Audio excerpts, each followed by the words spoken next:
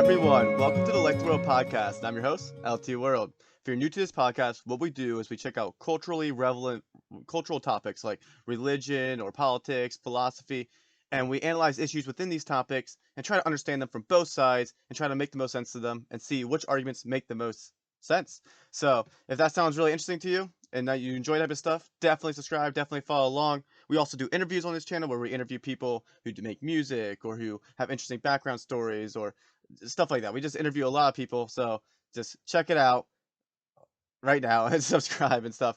And also, you can check me out on my Instagram and Twitter, and you also can check me out on my website ltworld.info. Now, for anyone who's watching on my YouTube channel, which also you should check out, LT World is my YouTube channel. It's not Like the World, it's LT World. So I post special videos on there, some more funny stuff or more lighthearted stuff on there. So definitely check out my YouTube channel, LT World. But anyway, if you're watching on YouTube or Rumble or whatever, you will notice that my bookcase is very scanty, that the room is a little bit of a mess probably right now. I'm in the process of moving, so yeah, that's why things look the way they do. But on the bright side, things are going to definitely be improving from here on out. I'll be getting some equipment. I'm graduating from college. I'm moving out, so I'll be getting some more equipment. I'll be getting a better studio, hopefully a better setup, look a lot nicer. Audio will come across a lot clearer. Hopefully I'll have a better camera at some point here shortly. And I'm just going to be investing more time into this channel, investing more time into my YouTube, investing more time into my whole platform, my whole platform together. So if you were part of this and you really enjoy the content already, it's definitely going to get better. And if you know anyone who's into this type of stuff, definitely share it with them because it's going to only get better from here on out. So thank you guys for being with me so far. I'm really excited to see what the future holds as I graduate from college and continue to invest more time into this and really give you guys what you want and what you need. Because that's what we're here. We're here for the truth. We're here to learn. But anyway, today we're going to be talking about the Democrats. That's why you're here, because we're talking about what do the Democrats believe and kind of just go through their core, what their core tenets are.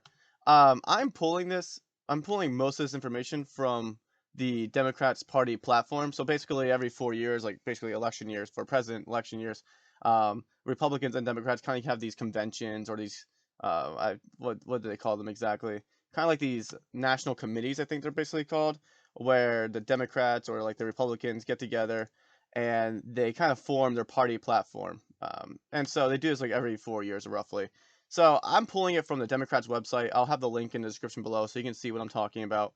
And this is where I'm pulling most of this information from. And on this episode, we're not going to spend too much time. I have a lot of stuff we're covering, but we're not going to be spending too much time diving into all the arguments or why they believe what they believe and all that stuff. I'm just going to give more of a general overview of kind of what the Democrats believe, and then also just propose some questions and things to consider when it comes to such certain topics that I'll bring up. And I'll do the same thing with the Republican Party next week. So this is just going to be just kind of an overview because I feel like sometimes people, they vote for a party not really knowing what the party as a whole stands for, or not really knowing why they're Democrats or why they're Republicans. I think you should vote because you actually know what your party's standing for, and you should vote for people you think are going to accomplish that or show they're going to accomplish what you want to get through. So let's just cover some of these let's just cover some of these platforms to see what they believe. So let's start with the Democrats here. And the first one we're going to do is the economy. So on the party platform, on their website, I'm going to pull it up right now, just have it for reference during this episode in case I want to go towards certain things here. So first of all, the title on their webpage is Building a Stronger, Fairer Economy. So you can already kind of get an idea of what they're aiming for here. But on this little, I put some bullet points here about some things that they really try to cover, because it's about, oh man, on their website, on the economy itself, it's just several paragraphs, pages upon pages of information, and I briefed through it all, so you didn't have to. But if you really are interested in that stuff, definitely check it out. Link in the description. So anyway, one of the biggest things that the Democratic platform on this website specifically was trying to get through was the whole idea of racial and sexual inadequacies in the economy. So they mentioned the whole thing with women making 82 cents to the dollar. They mentioned a lot about how minorities make less than the average white family. They made a lot of comments about how LGBTQTIA plus make less money than the straight people, stuff like that.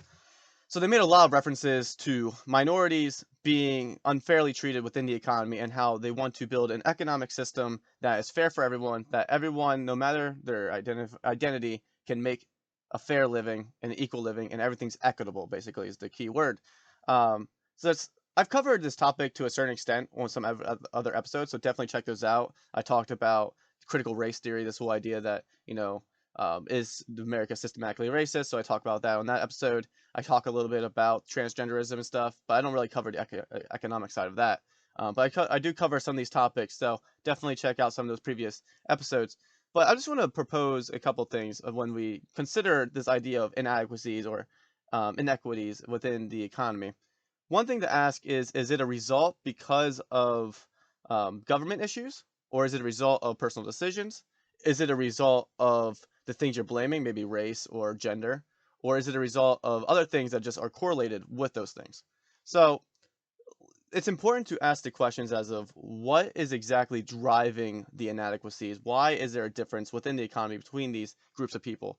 It's just an important question to ask why, because if you understand why there's a difference, then you can actually fix that problem. You can say, okay, there's a difference here because maybe people of this, for instance, let's go to the 50s or 60s or whatever, Jim Crow laws. That was a big reason why black people weren't making as much as white people. There was a governmental issue that could be resolved to help make it easier for black people to make as much as white people. So you had to get rid of Jim Crow laws. That was a governmental issue. That was a big reason why. So you made a step closer. So if there's something that we can see within the economy that can be changed to help these people groups grow, and there's something specifically within the government that we can resolve to do that, then great. So it's just important to ask why there's differences, and not just to assume that they're one or the other. And that's for both sides. So like just consider why, and so we can actually get to the heart of the issue. They also, within their whole topic of the economy, they talked a lot about unions as well. So there was this big thing about they're pro-union, supporters of unions. I'm not too, I will admit, I'm not well educated when it comes to unions. I haven't looked too deep into the topic. Although I do know some people have issues with unions, because they think they hold too much bargaining power and they actually don't really represent the employees as much as their clubs or their union groups. And then they kind of leverage themselves against the employers and kind of make it harder actually for employers to succeed, which then in return can lower employment. So I've heard people argue against them. I've also heard people say, unions are great because they actually help defend the employees, they help defend them, they help bring them close, they help them raise their money, raise their wages, and give them representation within the workforce. So unions are great. I don't hold a strong opinion on unions. I haven't looked too much into it, so that's just something to consider. Do unions actually help the economy? Do unions actually help the employees? If unions actually do help employees and the unions are effective, definitely that's a good thing to fighting for. If they don't, well then that shouldn't be something we'd be bragging about. It shouldn't be something we have on our platform, and we shouldn't be voting that way. But so this question is: are unions actually effective for employees? Something to consider. I haven't looked too much into that topic, but that is something to consider. Raising minimum wage to $15 was a big part of their whole platform. Now, this one is, I have looked into a little bit. So this one's rather interesting. So raising the minimum wage to $15, you kind of ask the question as of, to what extent is this being applied? So for instance, not every business can reasonably pay every employee $15 and more. It's just not every business has the financial ability or capability to do that. There's some small businesses that would be weeded out because of a policy like this because they just simply can't keep up. Now, granted, you might say that they shouldn't be hiring employees, but maybe they have enough work for an extra part-time guy, but they don't have enough work or enough income to pay him $15 an hour. So this may or may not be obtainable. This is not obtainable for every business. Now, for big businesses like Amazon and Walmart, a lot of them are already doing this. A lot of them are already offering $15 an hour, even though they don't have to, or they're offering at least something really, really close to that, or more in some cases. Because for big companies, one, they can do it. They have the money and the staple, the capital to do it. But two, they also are operating more efficiently. They're getting more work and productivity out of their employees because they're paying a fair wage, so forth and so on. So there's something to consider as of how would this be implemented? How would this minimum wage be implemented? Would it be just a flat thing that all businesses have to be applied to, or do you have to have a certain number of employees to have to pay that? So like if let's just say a business has over 300 employees, do they now, since you have over 300 employees, now you have to pay $15 an hour to all your employees because you are a certain size? I might actually be like, I know I personally wouldn't necessarily be completely opposed to that, but it's just something to consider because if you raise the minimum wage, you're going to make it harder for small businesses. And small businesses and entrepreneurship is an integral part of a healthy economy. So again, something to consider when you talk about the minimum wage. is it is it actually going to help small businesses and big businesses, or how's it going to be applied? Ask the question how it's going to be applied. Really, you probably should apply it to certain size businesses and leave it alone for smaller businesses. But that's just because for entrepreneurship reasons. They also talked a lot about getting rid of mandatory arbitration contracts, which basically are, for anyone who doesn't know what that means. So, um, in this whole economy page, they talked a lot about get rid of the mandatory arbitration contracts within businesses. Basically, what that means is the business, when you join a business and they say you're not allowed to basically, you can't sue us and take us to court. All our problems need to be settled outside of court. That's basically what that means. Um, they probably should. That definitely should just be gotten rid of in total because it's just kind of unfair. But also in regard to um, when you sign contracts, you should also be reading them. So if that's in there, you should be reading those contracts. But at the same time, who reads contracts anymore? But I just thought that was interesting. They had that in their little economics paragraphs. They put a lot of stuff in there that like no one would ever know it's there without actually reading this stuff. They also fought a lot for required sick leave and paid family leave from businesses, which again goes back to the whole raising minimum wage of $15 thing. Can all businesses actually do that effectively? Again, I think that would cause issues for certain size businesses. And if you work for a small business, you just kind of accept the fact that they don't have the same type of money as Amazon does. So again, these things, you got to ask the question, is it helpful for everyone and how would it be implemented?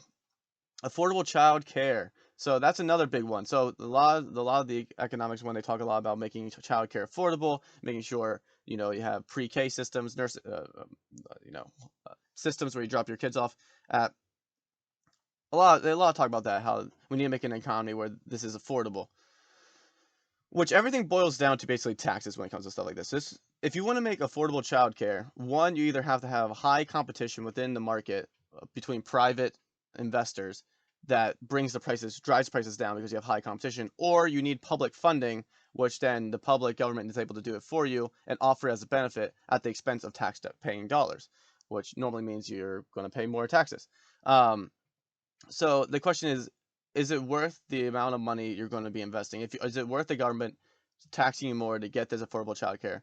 Or is it worth the amount of money they would spend to incentivize businesses to go into this market to make it more competitive so that childcare is brought down? Is that something you're willing to sacrifice money for? Is that something you're willing to do? Because a lot of these things are going to involve you raising your taxes or involve some sort of economic investment on our end. And so the question is, how much can we afford? But that's just something to consider. Um, More investment into infrastructure. That's just a general one. Republicans had that a lot on their page as well when I looked at it. So investments in infrastructure is just a general broad topic that pretty much every party agrees on. Tax credits and incentives for American production. They talk a lot about incentivizing businesses to, incentivizing small businesses to grow, incentivizing small businesses to produce, and they talk a lot about being a party of small businesses and farmers and stuff. But again, you can't have it both ways. You can't, for instance, try to raise the minimum wage to $15 an hour, make all small businesses require sick leave and paid family leave, and really, drive for these economic burdens, while also then saying, oh no, we need also incentivize small businesses, so we need to give them tax credits and stuff, because you you're going to need to, if you do that, I mean, if you do that, if you give tax credits and incentives for American production, you need to do it in a way that basically off balances these other things, these raising minimum wage of $15 an hour, affordable child care. You would need to make, I mean, not affordable child, paid family leave and stuff like that. You would just need to make sure that they balance each other so that small businesses can continue to thrive and invest, even though they have this burden of $15 an hour or whatever. They now have enough tax credits and incentives from the government to help offset that. Um, so how is this going to be implemented? And the reason why I can't go into too much detail about certain things is because it's all up to how you propose the policy and how you plan on implementing it. So every policy is a little bit different, and you got to kind of understand to what's actually going on in those policies. And it's hard when the government's passing policies that are 6,000 pages long and no one actually knows what's in there, and it's just a bunch of junk. So it's just something to think about for each scenario. Well, these are the type of questions you should be asking. These are what you should be looking at. So again, another one they talk about a lot about is increasing housing supply to help lower down costs of housing because more more supply, the prices drop. You have wealthy pay they want the wealthy to pay their fair share in taxes and more tax credits for middle class families. Um, so that's an interesting one. So wealthy pay their fair share of taxes is they think that the wealthy need to pay more taxes basically. I'm going to give you kind of the both sides of the coin, and you can kind of think for yourself from there. So, as far as taxes go, you'll hear a lot from people on the right that two things. One, the wealthy do pay most of the taxes, at least most of the taxes that are used, because a lot of middle class and lower class families only make up about like 5 to 10% of the national federal income at the end of the day after tax credits, actually after tax backs, and just accumulatively overall. They often will cite sources that say 5 to 10% is how much the middle class pays.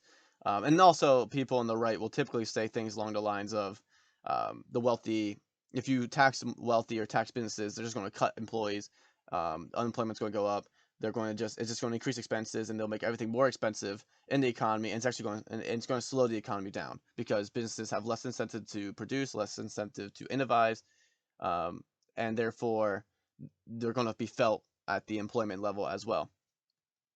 But then on the other side of the coin, normally why people are saying this is because one, they don't think it's fair. They think a lot of times the wealthy are escaping taxes, which to a certain extent, it's true that a lot of these wealthy people have accountants and stuff to help them escape taxes. And there are plenty of billionaires and millionaires out there who have found ways to do offshore accounting where they stuff a lot of money offshore and like out of the state so they don't have to pay taxes on it, or they can escape or get certain benefits. You'll have people dumping tons of money so they can avoid taxes. Um, you also have the wealthy sometimes only paying let's just say 60% of their money to taxes, but like sometimes to some people that's not enough. They should be paying more. Um, so it kind of boils down to, what do you think is a fair share? What equates to a fair share? Is a fair share 80%, 90%, 70%, 40%? So it's just a question of what's a fair share, one. Two, will it ultimately help the economy? Will it actually help the employees, or will it harm them? And three, what does this look like realistically? So just some things to consider when it comes to taxing the wealthy. As you look at policies that say we need to do this, or politicians who say this, ask some of these questions. Will this help the economy, or is it actually more helpful to the economy when you have less taxes? Um, and also the idea of how would this be implemented, and how much is a fair share? How much do you think the wealthy should be paying in taxes? It's not good enough to say, well, they're not paying enough. Give us specific numbers. So that's one big thing. Now, also healthcare expansion. I'll talk a little bit more about this, I think, later on. But yes, okay, I talk a little bit about that. So I'll get to that a little bit. But they talked a lot on this economics page about expanding healthcare, making it more universal, stuff like that. But I'll talk a little bit more about that later. Increase Social Security. I thought this was interesting because Social Security seems to be a dying federal fund, but they talked a lot about on the Democrats' economics page about increasing the Social Security, making it more reliable and making it more robust, so that when people reach retirement age, they can depend on Social Security a little bit more. It's just, again, that boils down to tax money. So if you want to make it stronger, you want to build up it, you have to either invest more tax money into it, or you have to, instead of raising our taxes, you would have to change the percentage of the fund. So increase the fund towards Social Security with the taxes you're already getting. You would have to either, find other ways to fund it, maybe through private markets somehow, in some weird way. But again, this just goes back to what do you want your tax dollars to go to? What do you want to pay for? If Social Security is one of them, then definitely go ahead. But then, moving on from the economy, the Democrats page also talked a lot about the criminal justice system along with education. So they had a little bit of both kind of separated, but they also had them together to a certain extent. I'm just going to pull it up here.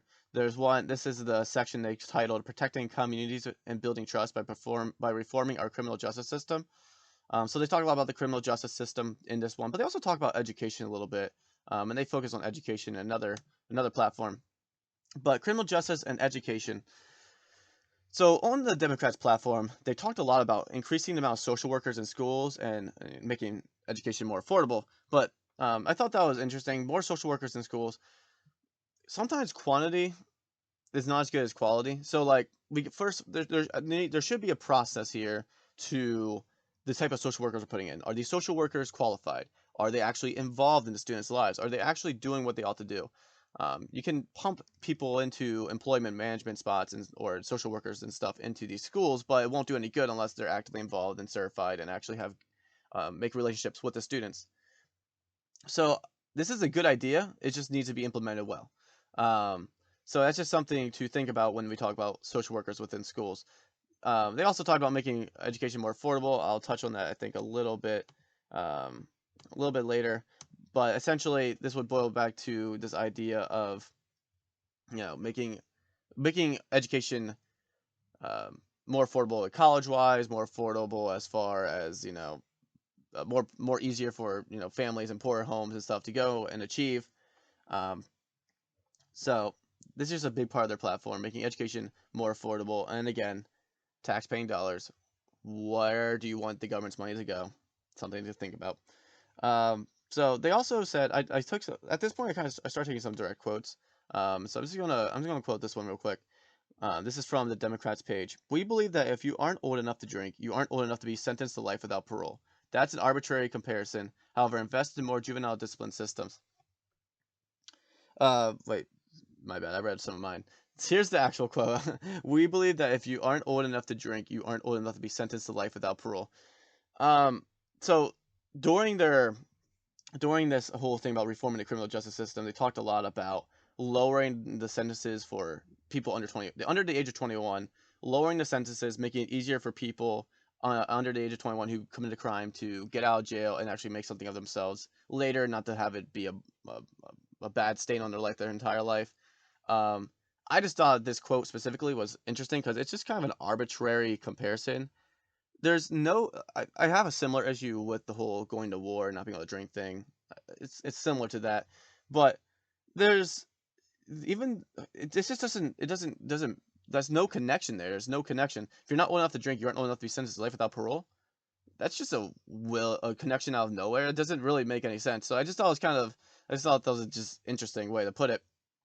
But they do talk about investing more in juvenile discipline systems rather than in jails. Um, so again, a question to ask is, do juvenile systems actually have proof of working? I haven't looked too much into it. Again, there's a lot of stuff in this that I wouldn't have the time to look deeply into every topic. I just want to give an overview of what these platforms believe. But we would do juvenile systems actually effectively help juveniles? Do they? And I'm genuinely asking, I don't know the answer.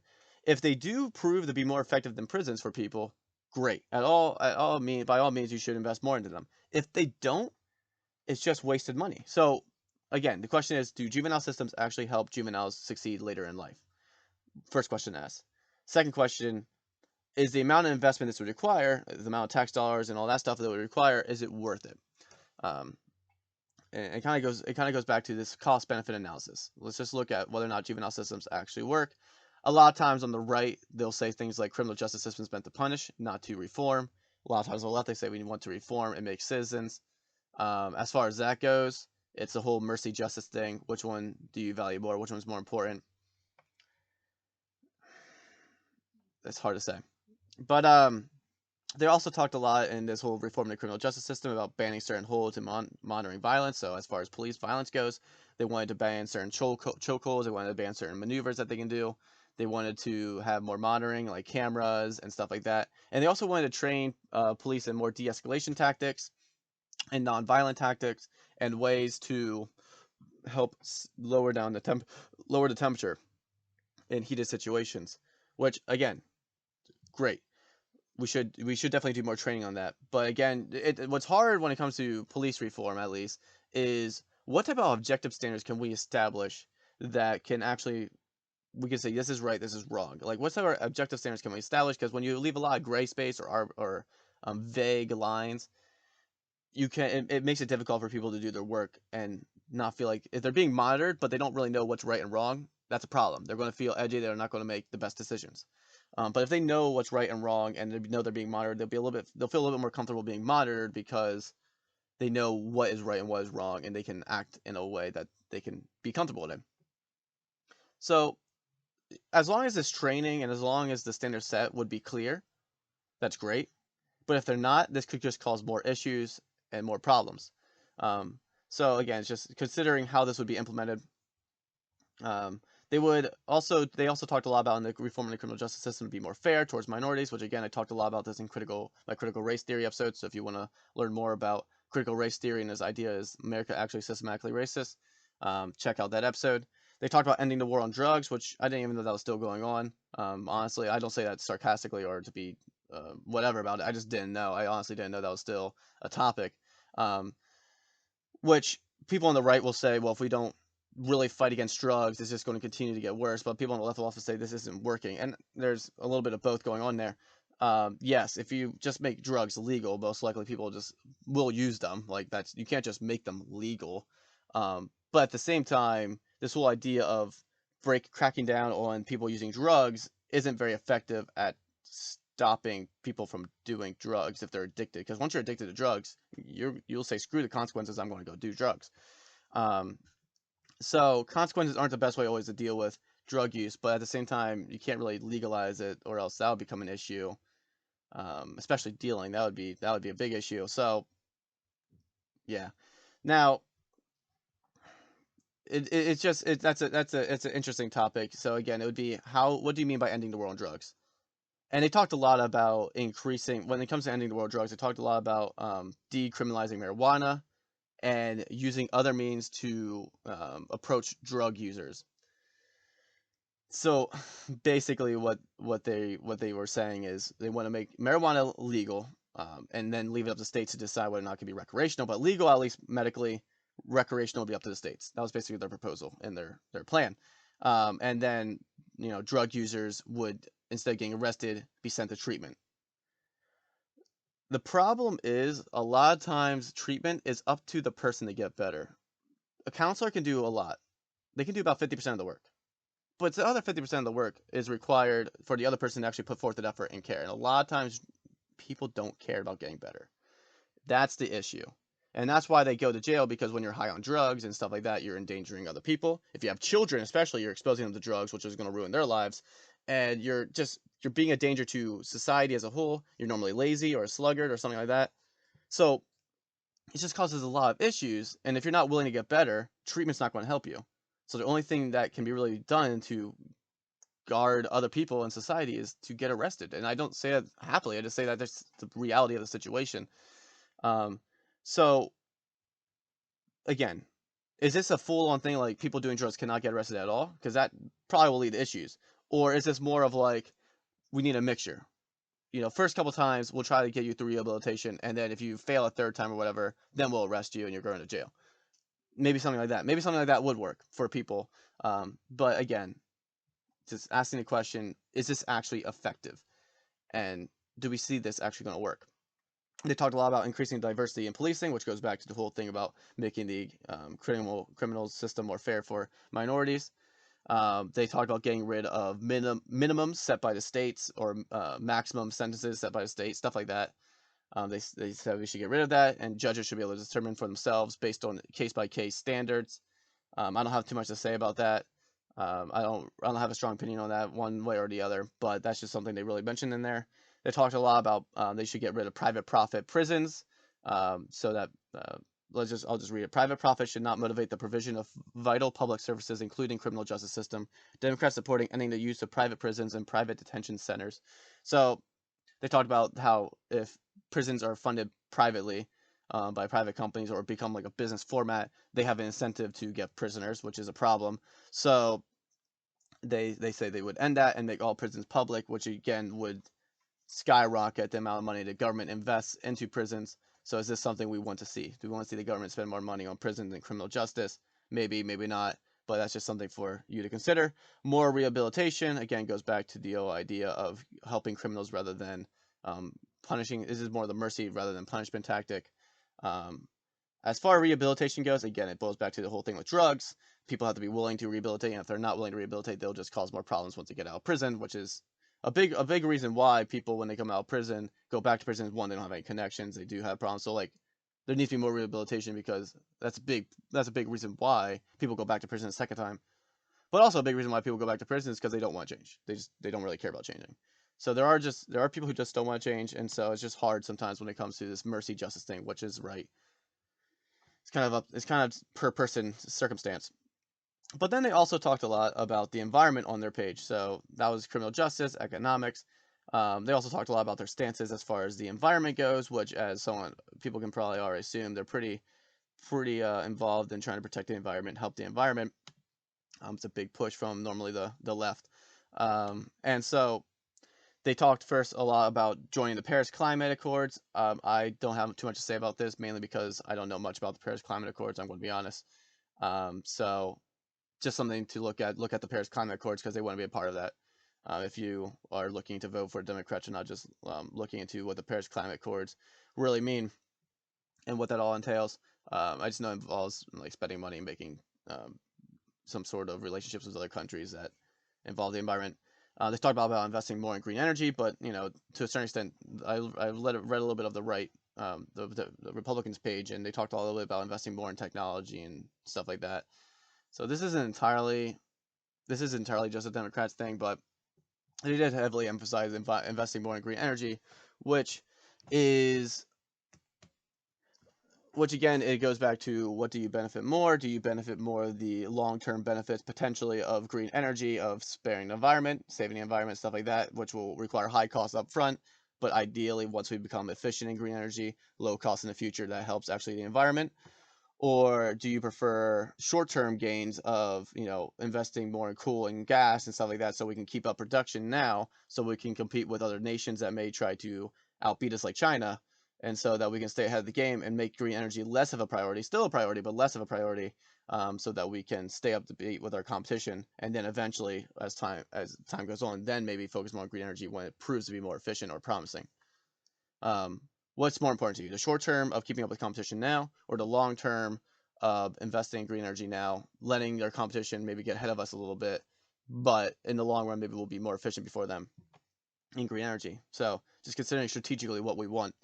When it comes to the environment, they also wanted more environmental protection. So, making it harder for businesses to do certain practices that may be bad for an environment, stuff like that. Again, it boils down to what's more important to you. Is the economy more important in regards to businesses being able to grow outside of environment sector? Because obviously, if you invest more in environmental programs, you'll have more job opportunities for people to invest in those fields. But at the same time, it will cost you other businesses in other fields, depending how you implement protection. So what's more important? The economy, to a certain extent, certain parts of the economy, or environmental protections. They also wanted to, increase jobs in these fields, but that just goes with expanding it, basically. They also made the claim here in their environment section: we agree with scientists and public health experts that the United States and the world must achieve net zero greenhouse gas emissions as soon as possible, and no later than 2050. So I just want to put that on the people's radar. Democrats do aim to hopefully be net zero greenhouse gas emissions as soon as 2050, at least in certain fields. But that primarily was for some of your biggest industries in America. They wanted to be net zero greenhouse gases within a few decades. Which, would they achieve that? Probably not, but that's a goal of theirs. That's a goal of the Democrats. Again, great for the environment, great idea if we can do it effectively, but is it worth the cost economically? Is it worth the cost of being maybe our competition getting ahead of us? Is it worth the cost of other countries having advantage over us? Is it worth the cost? Is it that much of a issue? Is it that much of a immediate issue that we need to resolve it? I've heard and read a little bit on the topic about, is climate change that big of an issue? Is it an immediate thing? There's people who say yes, and they're what we may call alarmists, like within a few decades, if we don't do something, we're going to be screwed. And there's other people who say, actually, no, yeah, there's going to be some changes, you're going to see this and that change, but it's not the end of the world. You wouldn't see any serious problems until thousands of years down the road, and by then we could be adapted. So science is full of hypotheses and theories that are tested with time. So it's hard to say, is this an immediate issue? That's for you to decide based on further research. By what I could best tell, I think it would be an issue farther down the road, but I don't think is as immediate as an issue as some people make it out to be.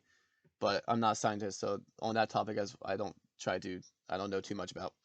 Uh, Democrats commit to eliminating carbon pollution from power plants by 2035. It kind of goes back to this whole thing by 2050, getting rid of greenhouse gas emissions. They have these goals by 2035, 2050, stuff like that. Cut back on energy bills, cut back on farm emissions, which all these things basically equate to short-term inefficiencies for hopefully long-term gain. It's basically what it boils down to. Because if you say farms, you can't emit this many emissions. If you do, we'll charge you. That's going to become economically inefficient. You're going to see a rise in normally farm product prices. You're going to see a rise in food costs. You're going to see farms go out of business, stuff like that.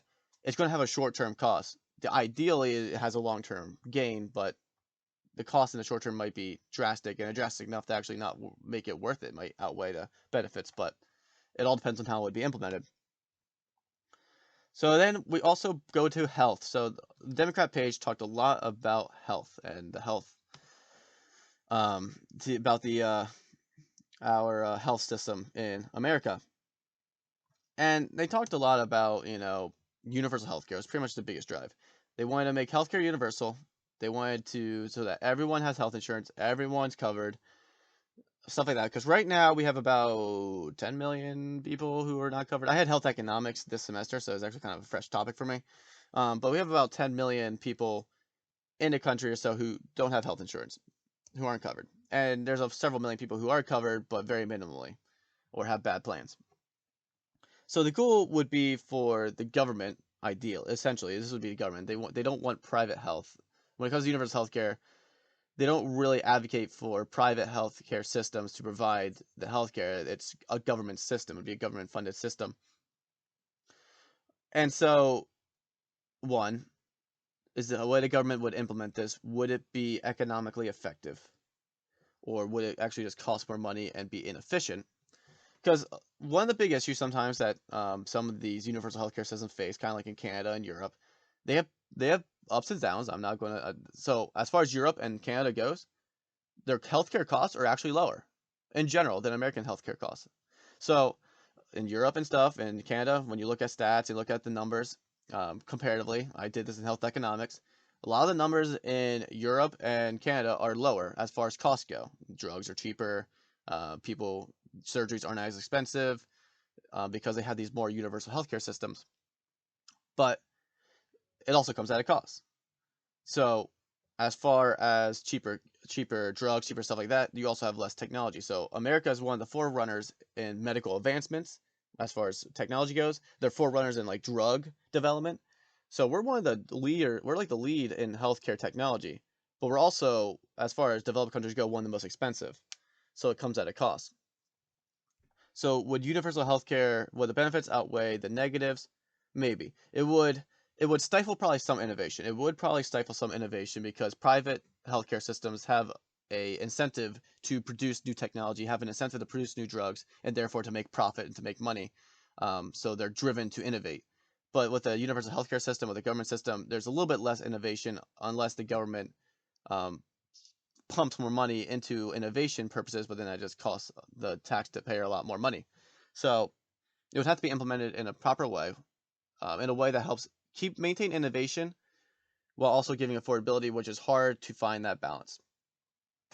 As of now, we have a little bit of both. We have like a government-funded healthcare and private healthcare. It probably should go either one way or the other to be the most efficient, but I digress. So anyway, that's just something to think about. Yes, universal healthcare typically leads to lower prices. That's true. But it normally leads to inefficiencies and innovation. And also the other one I didn't mention was in places like Canada and some of these European countries with universal healthcare, there tends to be inefficiencies within the market, within patients being treated. A lot of patients when it comes to Canada, for instance, patients tend to have longer waiting periods for surgeries. They tend to have a harder time getting certain types of drugs. There tends to be longer it's harder to get certain surgeries because the hospitals are a little bit more are overfilled sometimes because there's a moral hazard. And what moral hazard basically means is that people have an incentive to take more risk in their life because they have health insurance. So since more people have health insurance and since it's really, really cheap, people have more of an incentive to go to the hospital, go to the doctor's offices for everything, and therefore sometimes people with serious problems don't get the proper treatment. That's another inefficiency. But again, it's weighing the costs. Is cheaper healthcare valuable enough to outweigh the potential costs of innovation and wait time? This kind of goes with it, bringing down drug prices. They wanted to make drugs more affordable, which would kind of go with the whole universal healthcare thing. And then also abortion was a big topic. So they talked a lot about how what they would call reproductive rights. I have a whole podcast on abortion. I mean, I have 2 episodes on abortion. So if you want to learn more about that, definitely check those out. And I think I might, and I'll probably cover that again a little bit more and talk about some different arguments that I didn't cover in that last episode about abortion. But if you want to learn more about that, definitely check that out. Also on their page, the Democrats talked a lot about democracy. So they talk about being, this is a direct quote, Democrats are committed to the sacred principle of one person, one vote, and we will fight to achieve that principle for every citizen, regardless of race and all that stuff, which isn't really any different than the Republican Party, so that's pretty much a bipartisan thing. Dark money, they talked about how they would require full disclosure of contributors to any group that advocates for or against candidates, bar against certain type of donations, and make it harder for people to donate to parties, stuff like that. So they would talk about how they want to make it more fair by not getting lobbyists or people to pay off politicians. So they talk about making it harder for that to happen, which is a good thing if they actually are. The problem is would that actually happen? I'm just a bit skeptical from a regular citizen's point of view. But if they would actually get rid of that type of money and stuff, that would actually probably be a good thing overall, because that does lead to more corruption. They talked about having more government transparency as far as public figures go. They want to be able to release tax returns, force politicians to release tax returns, stuff like that. So more transparency, which again is probably more of a good thing than a bad thing. Nothing to really say too much about that. The Democratic Party recognizes the need for structural court reforms to increase transparency and accountability. So they want to reform the court, especially the Supreme Court, which doesn't necessarily surprise me. But they wanted to reform the court, was a big part of the whole changing democracy thing. As far as that goes, I don't have a strong opinion. I think the court system obviously could be better, but I also think it's pretty good. We have one of the, as far as comparatively goes, compared to other countries, we actually have one of the fairest court systems on record. So it's pretty hard to say that our court system sucks when compared to other countries, we have one of the best ones. But they do want to reform the court to a certain extent. And then also in their democracy thing, they talk about making Washington D.C. The 51st state. They want to make Washington D.C. a state, which I forget why. I remember learning in school why they didn't make Washington D.C. a state is because the capital's there, and something about the capital being there. They didn't want it to be a state, and I forget the reasoning. So sorry about that, but I do think there's some common sense reasoning here, that there's thousands upon thousands of people who live at D.C. who pay taxes and stuff but don't get any representation.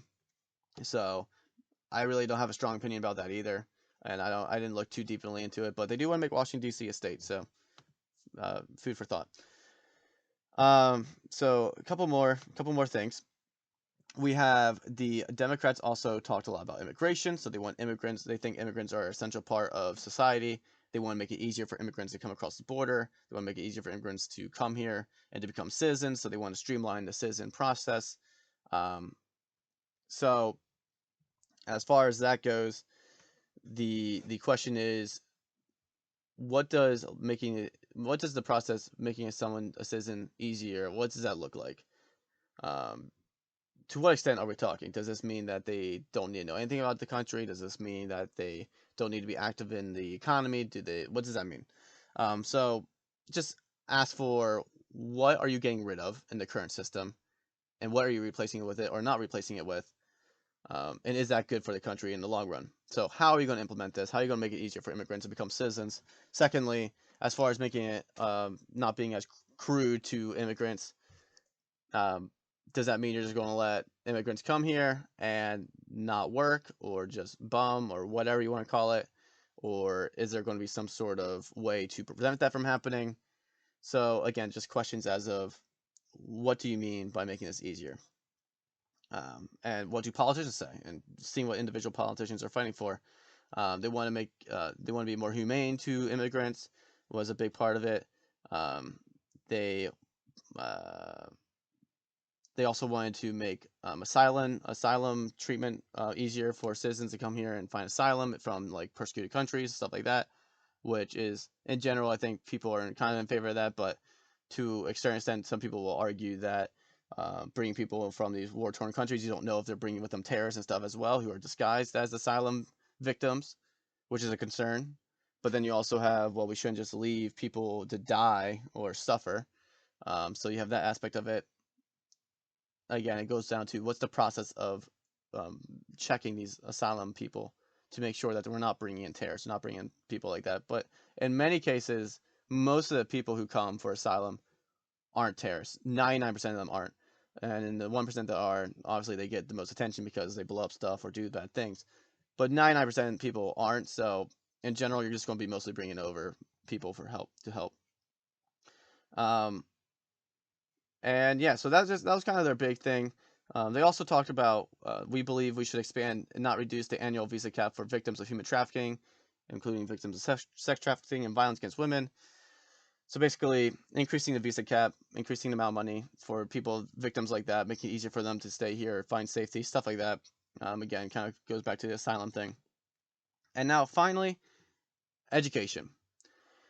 They want universal childhood education, which pretty much it's kind of like the public school system. So basically, it's kind of already what we kind of have, but they want to make it easier and more accessible for people in all circumstances to have education in areas where it may be a little bit harder for people to have education. They want to increase the school funding. They also want to make public colleges and universities tuition free for students whose families earn less than $125,000. So on their platform, specifically, people who make less than $125,000 a year, they want to make it that people can go for tuition free, or not to all colleges, just public colleges and universities. They want them to be able to go tuition free, which again just means more tax money. Is it worth your tax money to invest in tuition free colleges for middle class families?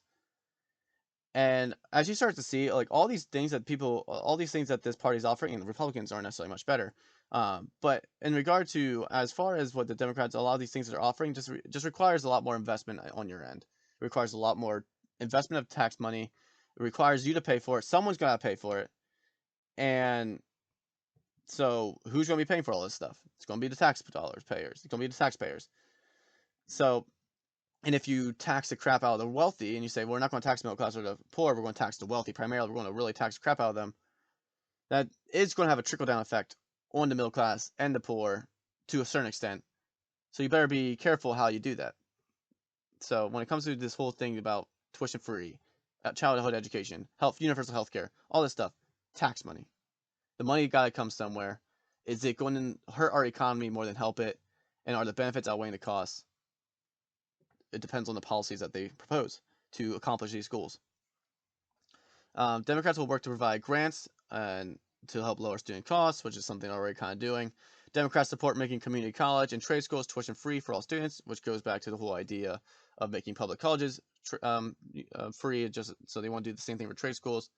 They want to provide borrowers relief from crushing student debt, which kind of goes back to just kind of what Biden did over a pandemic, where he gave a lot of grants out to students. I mean, I received a few for being in college. So that's kind of just traditional stuff there. But they want to just make education more affordable. It's basically what it boils down to. But yeah, so that's just a brief overview of what the Democrats' platform, what they promote on their website. You can check it out. I'm going to put the link in the description. So that's just a brief overview of what you are voting for if you vote Democrat. This is what you're voting for. This is what you're getting from the party. So if you vote Democrat, this is what you're getting. And if you're not aware of that, definitely think about what you're voting for. If you support that, keep voting the way you vote.